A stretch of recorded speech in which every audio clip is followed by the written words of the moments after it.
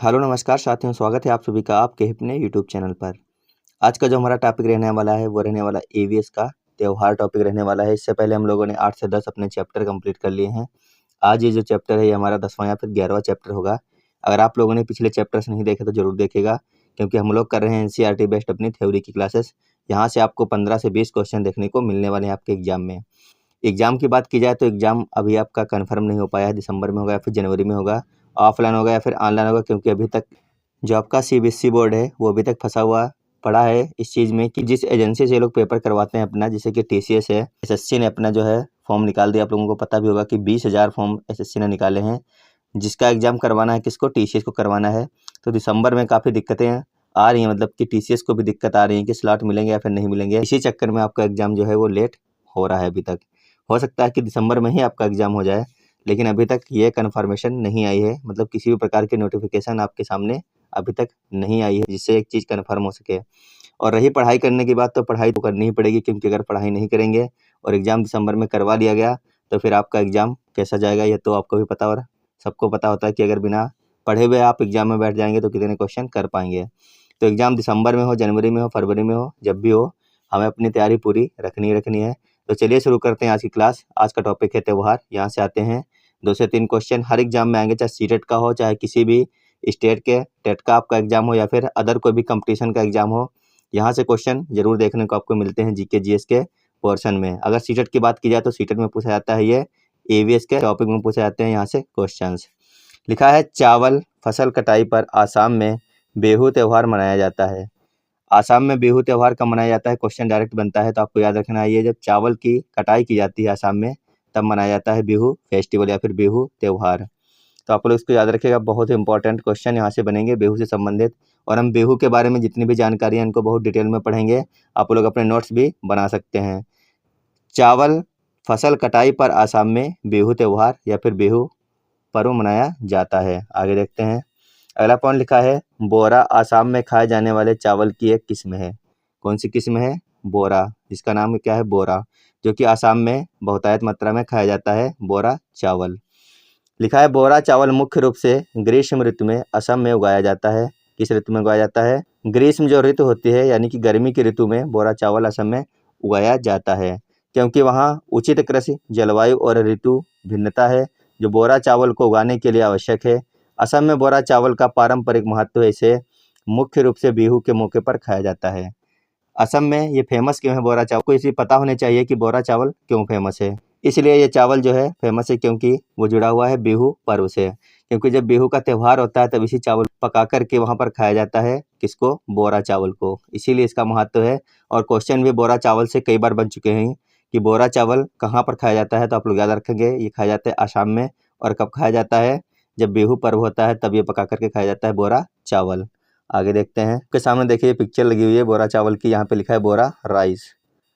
आगे देखिए लिखा है बिहू के दौरान बांस का भेला घर भी बनाते हैं। जब बिहू त्यौहार होता है तो आपको याद रखना है बिहू त्यौहार मनाया कब जाता है, तो बिहू त्यौहार मनाया जाता है चावल की कटाई के समय में। दूसरा पॉइंट याद रखना है कि बिहू त्यौहार में कौन सा चावल खाया जाता है, तो अभी हम लोग बात कर चुके हैं बोरा चावल बिहू के पर्व में पका करके खाया जाता है। जो तीसरी बात है वो है भेला घर की बात। भेला क्या होता है? एक घर होता है जो काहे का बना होता है? बांस का बना होता है। ये देखिए आपके सामने बना हुआ है। बिहू के दौरान बांस का भेला घर बनाते हैं। ये देखिए पहले जो घर बनते थे पारंपरिक यानी कि पुराने समय में इस प्रकार से बनाए जाते थे, बांस के या फिर खरपतवार जमा करके ये घर बनाए जाते हैं। अब जो आधुनिक समय आ गया है तो कई सारे लोगों ने अपने मतलब फैशन को मतलब कि अपना लिया है। तो इस प्रकार से आपको दिखेंगे कोई लाल किला बना रहा है, कोई ताजमहल बना रहा है, कोई मंदिर बना रहा है, कोई कुछ बना रहा है, कोई हाथी बना रहा है। कहने का मतलब ये है कि जो भेला घर होते हैं वो मुख्य रूप से जो आपके सामने पहली पिक्चर है इस प्रकार से बनाए जाते हैं। यहाँ पर सभी लोग शाम को एकत्र होते हैं और अलाव अलाव जलाया जाता है बढ़िया से, लोग बैठ के आसपास फिर यहाँ पर अपना चावल खाते हैं। तो ये होता है भेला घर। आप लोग याद रखेंगे ये किसका बना होता है? ये बना होता है बांस का। और इसका महत्व काहे में है? बिहू त्यौहार के दौरान ये घर बनाए जाते हैं और यहाँ पर भोज किया जाता है। सभी लोगों को एकत्र करने के बाद यहाँ पर भोजन होता है। जिनका समुदाय होता है पूरा समुदाय एकत्र हो जाता है, फिर यहीं पर भोज कराया जाता है जिसमें चावल खिलाए जाते हैं। आगे देखिए लिखा है भेला घर में, घर का मतलब घर होता है। मतलब अगर आप लोग समझ रहे हैं कि भेला क्या होता है, तो भेला घर का मतलब घर ही होता है। इसलिए यह मूल रूप से बांस और भूसे से बनी एक झोपड़ी है। मकर संक्रांति की रात से पहले लोग भेला घर में मेजी के पास एक समुदाय दावत के लिए इकट्ठा होते हैं जहां अलाव की व्यवस्था की जाती है। इस चीज़ के बारे में हम लोग अभी बात कर चुके हैं कि जो भेला घर होता है यहाँ पर पूरे समुदाय के लोग एकत्र हो जाते हैं। यहाँ पर अलाव जलाया जाता है जिसके आसपास लोग बैठते हैं। फिर शाम को क्या होता है, भोज होता है, यानी कि खाना पीना की व्यवस्था की जाती है। और ये होता कब है, ये मकर संक्रांति की रात से पहले ये सब किया जाता है। आप लोग इसको भी याद रखेंगे, बहुत ही इंपॉर्टेंट टॉपिक है। लगातार क्लास में जुड़े रहिएगा और सेशन अच्छा लग रहा हो तो लाइक कीजिएगा और अपने साथियों के पास में इस क्लास को जरूर शेयर करिएगा जिनको सीटेट का एग्जाम देना है। आगे लिखा है बिहू 14 व 15 जनवरी असमिया कैलेंडर के 10वें महीने माघ की प्रथम व द्वितीया को मनाया जाता है। कई बार क्वेश्चन बना है कि बिहू कब मनाया जाता है, तो वहाँ पे ऑप्शन में देता है 14 से 15 जनवरी या फिर 16 से 17 जनवरी, 1 से 2 जनवरी। तो आप लोग याद रखेंगे 14 व 15 जनवरी असमिया कैलेंडर के 10वें महीने माघ की प्रथम व द्वितीय तारीख को मनाया जाता है बिहू। बहुत ही इंपॉर्टेंट क्वेश्चन बनेगा, सभी लोग इसको याद रखेंगे। नहीं याद है तो अपने नोट्स में लिख लीजिए इसको एक बार। आगे देखिए पॉइंट दिया है, चेवा चावल रात्रि को बिहू यानी कि कढ़ाई में केले के पत्ते से ढककर बनाया जाता है। कौन सा चावल, चेवा चावल जो है वो रात में कढ़ाई में बनाया जाता है और केले के पत्ते को ऊपर ढक कर के ये बनाया जाता है। इसमें देखिए एनसीईआरटी की हमने एक कटिंग लगा रखी है जिसमें बच्चे आपस में बातचीत कर रहे हैं। लड़का कह रहा है जिसका नाम है तनवीर कि रात के खाने में क्या हमें चेवा चावल भी मिलेगा, वह मुझे बहुत ही पसंद है। आगे लड़की है फातिमा बोल रही है कैसे पकाएंगे चेवा चावल। वो फिर बोलिए, एक लड़की भी उसके साथ में है, बोले कैसे पकाएंगे चेवा चावल। उसके बाद में देखिए सोन मोनी एक है वो बता रहा है ताव कढ़ाई को आग पर रखकर उसमें पानी उबालेंगे और उस पर रखेंगे भीगे हुए चावलों से भरी हुई कढ़ाई, फिर उसे केले के पत्ते से ढक देंगे, थोड़ी देर में ही हो जाएगा चेवा चावल तैयार।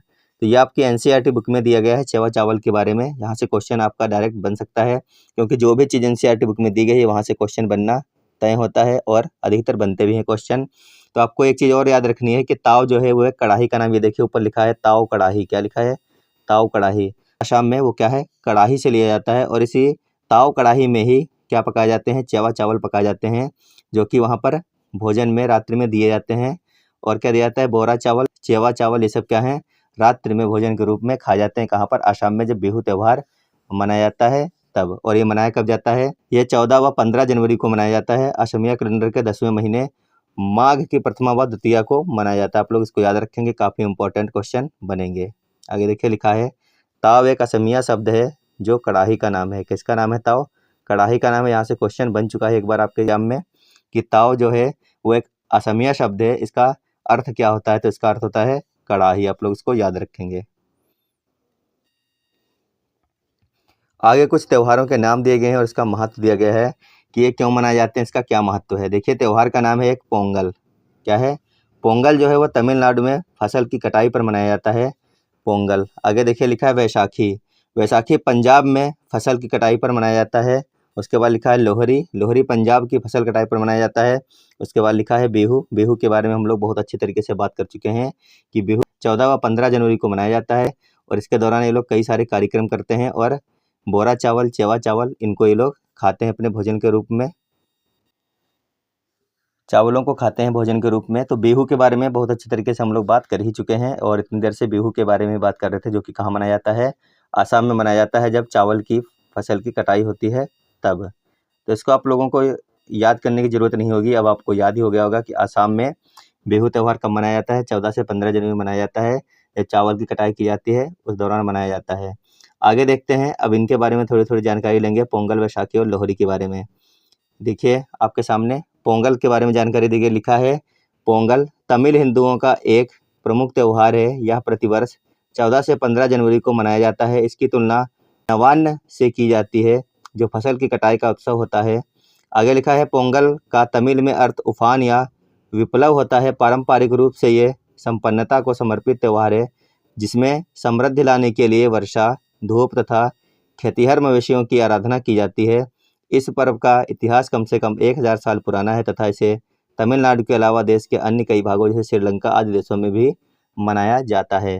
तो ये थी पोंगल के बारे में जानकारी। आपको पता है कि पोंगल कहाँ पे मनाया जाता है, मनाया जाता है तमिलनाडु में। और यहाँ पे हम लोगों ने इसके बारे में बात की डिटेल में कि क्यों मनाया जाता है और ये किसको समर्पित है और कब से मनाया जा रहा है। तो इसका इतिहास कम से कम 1000 साल पुराना है। आप लोग इसको याद रखेंगे पोंगल के बारे में।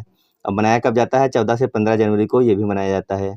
आगे आपका लिखा है बैसाखी। बैसाखी कहाँ मनाते हैं, बैसाखी पंजाब में फसल कटाई पर मनाया जाने वाला पर्व है।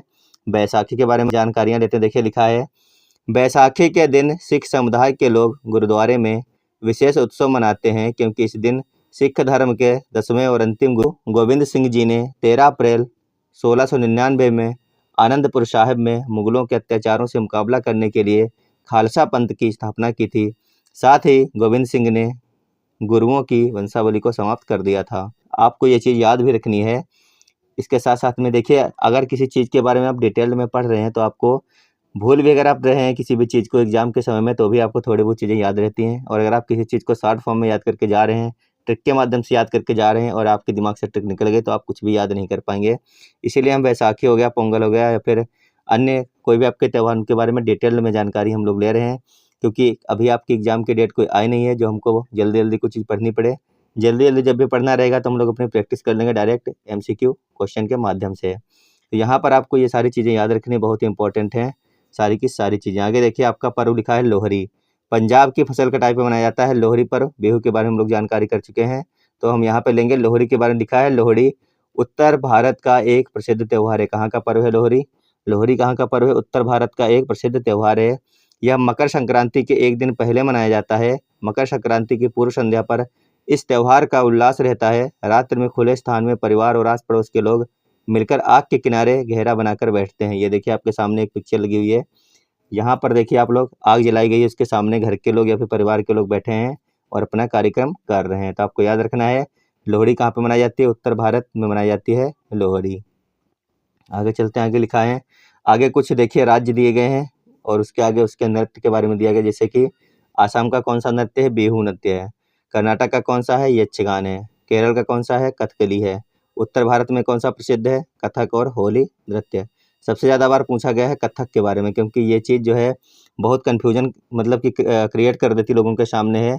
जब कोई विद्यार्थी एग्जाम में बैठा होता है तो वहाँ पे पूछता है कि कथक कहाँ का है, तो कई बार लोग जो है केरल करके आते हैं, क्योंकि कथकली और केरल मिलता जुलता नाम है, तो कन्फ्यूजन में लोग क्या कर देते हैं? केरल कर देते हैं। तो आपको याद रखना है, कथकली जो है वो केरल का है, जबकि कथक कहाँ का है? उत्तर प्रदेश का है। राजस्थान का है घूमर। आंध्र प्रदेश का है कुचिपुड़ी और धीमसा। उसके बाद तमिलनाडु का है भरतनाट्यम और लिली घोड़ी। उसके बाद महाराष्ट्र की बात की जाए तो लावणी, तमाशा। उसके बाद नागालैंड की बात की जाए तो बांस नृत्य। इसके बारे में हम लोग अपनी NCERT बुक में भी कई बार पढ़ चुके हैं। उसके बाद मिजोरम की बात करें तो चिराव नृत्य। चिराव नृत्य के बारे में हमने अपने जब क्वेश्चन किए थे NCERT के प्रीवियस ईयर, तो कई बार बात की हम लोगों ने डिटेल में, सबको याद भी होगा चिराव नृत्य कहाँ का है? मिजोरम का है। तो ये सारे के सारे नृत्य आपको याद रखने हैं, राज्य के नाम भी याद रखने हैं। असम का बिहू है, कर्नाटक का यक्षगान है, केरल का कथकली, उत्तर प्रदेश का कथक है, राजस्थान का घूमर है, आंध्र प्रदेश का कुचिपुड़ी और ढीमसा है, तमिलनाडु का भरतनाट्यम लिली घोड़ी है, महाराष्ट्र का लावणी तमाशा, नागालैंड का बांस नृत्य और मिजोरम का चिराव नृत्य। इस प्रकार से आपको सभी के सभी नृत्य याद रखने हैं, कोई भी क्वेश्चन आपके एग्जाम में बन सकता है। तो चलिए, जो यहाँ के प्रमुख नृत्य हैं थोड़ी थोड़ी जानकारी ले लेते हैं उनके बारे में है, और आपको याद भी हो जाएगा। जैसे कि हो गया आपका यक्षगान। देखिए लिखा है, यक्षगान कर्नाटक राज्य का लोक नृत्य है। यक्षगान कर्नाटक का पारंपरिक नृत्य नाट्य रूप है, जो एक प्रशंसनीय शास्त्रीय पृष्ठभूमि के साथ किया जाने वाला एक अनोखा नृत्य रूप है। लगभग 5 शताब्दियों की सशक्त नींव के साथ यक्षगान लोक कला के एक रूप के तौर पर मजबूत स्थिति रखता है, जो केरल के कथकली के समान है। किसके समान है? केरल के कथकली के समान है। नृत्य नाटिका के इस रूप का मुख्य सार धर्म के साथ इसका जुड़ाव है, जो इसके नाटकों के लिए सर्वाधिक सामान्य विषय वस्तु प्रदान करता है। जन समूह के लिए एक नाट्य मंच होने के नाते यक्षगान संस्कृत नाटकों कलात्मक तत्वों के मिले जुले परिवेश में मंदिरों और गांवों के चौराहों पर बजाए जाने वाले पारंपरिक संगीत तथा रामायण और महाभारत जैसे महान ग्रंथों से ली गई युद्ध संबंधी विषय वस्तुओं के साथ प्रदर्शित किया जाता है, जिसे आमतौर पर रात के समय धान के खेत में निभाया जाता है। ग्रामीण क्षेत्रों में धार्मिक भावना की सशक्त पकड़ होने से इसकी लोकप्रियता में अपार वृद्धि हुई है, जिसे इन स्थानों पर इनमें शामिल होने वाले कलाकारों को मिलने वाला उच्च सम्मान पूरकता प्रदान करता है। तो यक्षगान के बारे में इससे ज़्यादा जानकारी आपको इतनी जल्दी नहीं मिलने वाली है, क्योंकि यहाँ पर हमने संपूर्ण जानकारी आपके सामने रख दी है। क्यों मनाया जाता है, उसका जुड़ाव किससे है, कहाँ कहाँ से इसके संगीत लिए गए हैं और कहाँ कहाँ से इसके कलाकार लिए गए हैं, पूरी जानकारी है यहाँ पर यक्षगान के बारे में। अगर आपको PDF चाहिए, आराम से सब कुछ पढ़ना है, तो आप मास्टर्स अड्डा लर्निंग ऐप डाउनलोड कर सकते हैं, वहाँ पर आपको इसकी PDF मिल जाएगी। आगे देखते हैं, आगे आपका जो ये देखिए यक्षगान नृत्य किया जा रहा है लोगों के द्वारा। आगे देखिए, आगे लिखा है कथकली के बारे में, लिखा है कथकली में हर पात्र की अपनी अलग वेशभूषा नहीं होती। आप लोग इसको याद रखना, इंपॉर्टेंट लाइन है ये कि जो कथकली नृत्य होता है उसमें हर एक पात्र की अपनी अलग अलग वेशभूषा नहीं होती है। लिखा है कथा चरित्र को आधार बनाकर कथा पात्रों को भिन्न भिन्न प्रतिरूपों में बांटा गया है। प्रत्येक प्रतिरूप की अपनी वेशभूषा और साज श्रृंगार होता है। इस वेशभूषा के आधार पर पात्रों को पहचानना पड़ता है। वेशभूषा और साज श्रृंगार रंगीन तथा आकर्षक होते हैं। ये प्रतिरूप 5 में विभक्त हैं, जैसे कि पच्चा मीन्स होता है हरा, कत्ती मीन्स होता है छुरी और करी मीन्स होता है काला, दाढ़ी और मिनक्कू यानी कि मुलायम, मृदुल या शोभायुक्त होता है। आगे लिखा है कथकली में प्रयुक्त वेशभूषा और साज सज्जा भी अद्भुत होती है। कैसी होती है? अद्भुत होती है। जो कथकली का वेशभूषा होता है, आकार होता है, रंग होते हैं, वो कैसे होते हैं? सारे के सारे अद्भुत होते हैं। आपके सामने ये देखिए डांस हो रहा है कथकली। इसका पहनावा देखिए अद्भुत लग रहा है, आपको नहीं लग रहा है? जो इसका मुकुट है देखिए कितना अच्छा लग रहा है, कई सारे रंगों से बनाया जाता है और जो इनका मेकअप किया जाता है वो भी बहुत ही अद्भुत होता है। तो आपको ये चीज़ याद रखनी है, कथकली कहाँ का नृत्य है, आपको हमने अभी बता भी दिया था कहाँ का है। दिमाग में आ रहा है तो अच्छी बात, नहीं आ रहा देखिए कथकली कहाँ का, केरल का है। कथक कहाँ का? उत्तर प्रदेश का है। इन दोनों में ही लोग क्या होते हैं, कन्फ्यूजन क्रिएट कर लेते हैं। आगे चलते हैं, आगे आपका है कथक।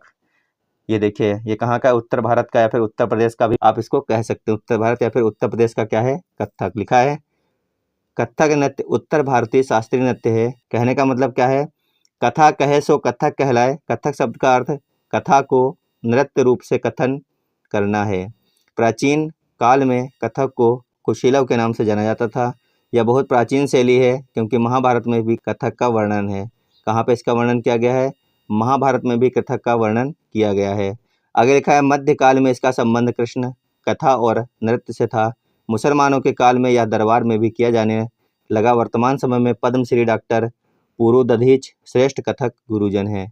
तो आप याद रखेंगे कथक के बारे में। कथक कहाँ का नृत्य है? उत्तर भारत यानी कि उत्तर प्रदेश का नृत्य कथक है, ऐसा आप कह सकते हैं। आगे देखते हैं, आगे है भरतनाट्यम। बहुत ही इंपॉर्टेंट नृत्य है, बहुत ही बार एग्जाम में पूछा जाने वाला नृत्य है।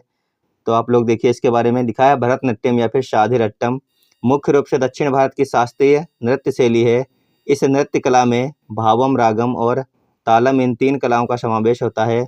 भावम से भा, रागम से रा और तालम से ता यानी कि भरत लिया गया है, इसलिए भरतनाट्यम यह नाम अस्तित्व में आया। यह भरत मुनि के नाट्य शास्त्र जो 400 ईसा पूर्व का है पर आधारित है।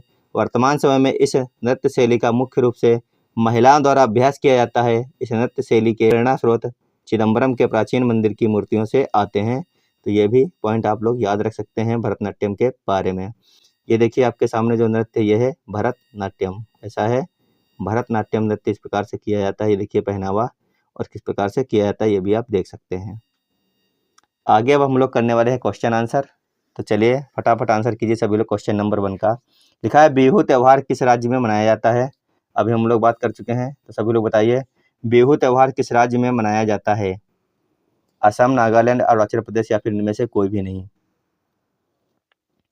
तो क्वेश्चन नंबर 1 का ऑप्शन नंबर 1 जो लोग कर रहे हैं उनका बिल्कुल सही हो जाएगा। बिहू त्यौहार के बारे में हम लोगों ने सबसे अच्छी तरीके से जानकारी ली है डिटेल्ड में शुरू से ही। तो बिहू त्यौहार कहाँ मनाया जाता है? असम में मनाया जाता है।